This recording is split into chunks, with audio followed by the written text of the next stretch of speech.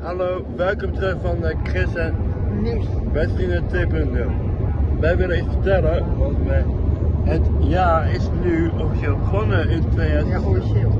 Ja, en hebben ze zin in dit jaar? In 2026. En wij hebben zin in deze jaar. En we gaan dus nieuw gestart en we gaan iets leuks van maken. Ja, zeker. Dus wij willen jullie een gelukkig nieuwjaar wensen. Beste mensen. Ja. En we maken er straks van. Ja, voor ons. Ja. En als jullie meer weten van Chris en Nieuws. beste vrienden, waar kunnen we vinden?